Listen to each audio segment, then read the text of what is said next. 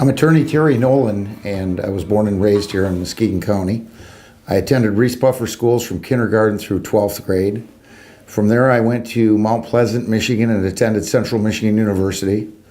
My junior year, I transferred to the University of Arizona for a broadcasting program, television broadcasting program.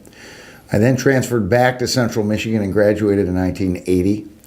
From there, I worked as a tennis pro at the West Shore Tennis Club for several years and coached North Muskegon High School tennis. And finally, I attended the Detroit College of Law in downtown Detroit. They have since been bought by Michigan State University, and it's known as the Michigan State School of Law. After that, I worked as an attorney for the prosecutor's office as an intern in 82 and 83. My first job was as a public defender for 3 years, working for the law firm of Petuznik Spaniola et al. From there, I started my own law firm at a very young age. First law firm was Terry J. Nolan. My brother Mike then joined me, who's now a district court judge. We became Nolan and Nolan PC. In about 1997, my brother Mike became a judge. My brother Pat moved here from Detroit. Then we became Nolan and Nolan PC. Some point after that, I started ABC Law Firm. My brother Pat brought up his son from the Detroit area, Jeffrey, and they are now Nolan and Nolan PC. And my firm here today is known as Nolan Law Offices. And that is currently how I got where I am today. There are two types of law that primarily I practice. That is criminal defense and family law. Family law would include divorces, custody, parenting time, child support, paternity cases, anything involving the family and problems revolving around the family. The criminal law is really my love. Unfortunately, most people who get in criminal trouble have to utilize a public defender. They can't afford to hire their own lawyer. It's sad. But for that reason, about half my practice is family law, and I don't enjoy it as much. I think I'm very good at it, but I don't have the enjoyment level that I have of being a criminal defense attorney. It's really my one true love, and knowledge of the Constitution and how it protects our rights. Probably the most famous case that I handled very early in my career. In fact, I was a young lawyer in the public defender system, and as a young lawyer in the public defender system, I was assigned this case because no one else wanted it. And that was the case of the People versus Bartley Dobbin. Bartley Dobbin was a young man who suffered from paranoid schizophrenia. He believed that his children's souls were tainted, that the world was coming to an end, so he put them in a furnace ladle out at Cannon Foundry and he burned them alive. We lost that case by jury, I just think because the jurors were outraged. We had easily established that he was legally insane. However, we won at the Court of Appeals. They ruled that we had sustained our burden. And then the Supreme Court changed the law and overruled that decision. So it's probably the most famous case that I've ever handled. Second most famous case was probably Stephen Wallace. He was the co-defendant to Seth Pravaki. Two record-setting things happened in that case.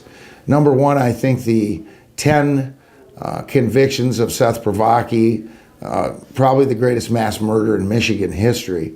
And then the 10 not guilty verdicts for the co-defendant whom I represented, Stephen Wallace.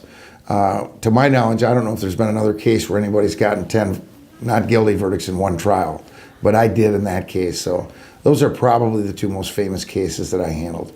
I've also represented officials and policemen. Mel Jordan comes to mind. He was charged with raping an informant that the police were using. He was a detective for the Heights at the time. Jury came back with a not guilty verdict in that case. Sometime later, he would actually go to prison for a similar type of charge. I was not his lawyer on that case. So, yeah, I've handled a multitude of fairly well-known, high-profile cases. I actually spent several years speaking at high schools, and I don't even know why I stopped doing that. Maybe I quit being asked, I don't know, but I enjoy talking about representing criminal defendants, and the most common question that people want to know is, how can you represent someone who's guilty? Many times my clients tell me they committed the crime. And the answer is very easy from a criminal defense standpoint. And to answer the question, we have to look at the duties of all the people involved. First of all, the prosecutor's duty, by law, his duty, is to seek truth and justice. My duty is to protect the constitutional rights of my client.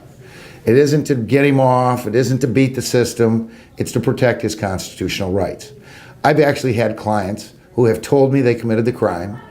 They did not take the witness stand. The prosecution was not able to sustain their burden under the United States Constitution of proving them guilty beyond a reasonable doubt, and the jury found them not guilty. I do my job, they do their job. Justice usually prevails. I truly believe that when someone hires a criminal defense attorney, to be able to hire a good attorney, look, over 90% of these cases are plea bargained, which means that you want to get the best deal possible. Look, as a normal rule, innocent people are not arrested. There's usually some degree of guilt to most of the people who get arrested. That's why they're arrested. There is that rare innocent person who gets arrested. But I have a proven record. I believe now I have well over 50 not guilty verdicts in circuit court felony trials. I don't think anyone else in Muskegon has 3. I think if you added up all the lawyers in Muskegon County, and there are over 200, and you added up all their not guilty verdicts, and you doubled that number, they would not reach the number of not guilty verdicts that I have. Now, why is that so important? Because when I go over to a case and I'm negotiating it, the prosecution certainly doesn't want to lose a case. If they think someone needs punishment, they want to see that they get punished. So in that regard, we can maybe meet halfway. And I think I'm going to get the best deals, and I think I do get the best deals because of the ability that I have with juries. And so I can't imagine anyone hiring anyone but me on a criminal defense case.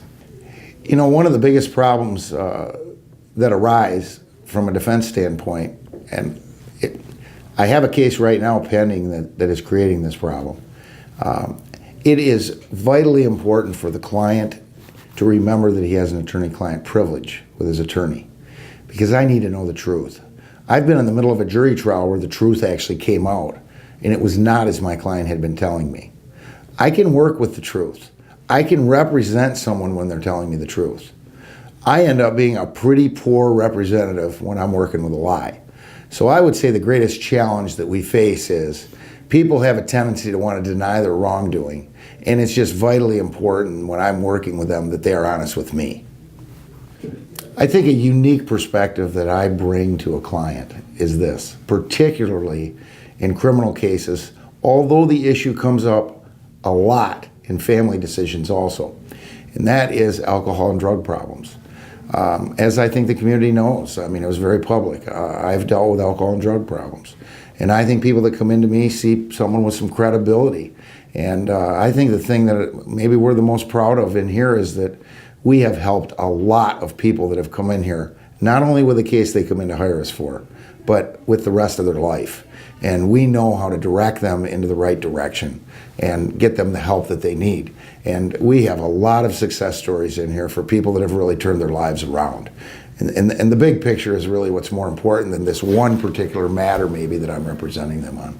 If you're someone that's interested in hiring me, again, my name is Terry Nolan, N-O-L-A-N. I have Matt Kasel and Kevin Wistrom that are associate attorneys here at our firm, Nolan Law Offices, PLLC. Our office phone number is 231-747-9663. Our fax number is 231-747-9661. My email address is terry@tnolanlaw.com.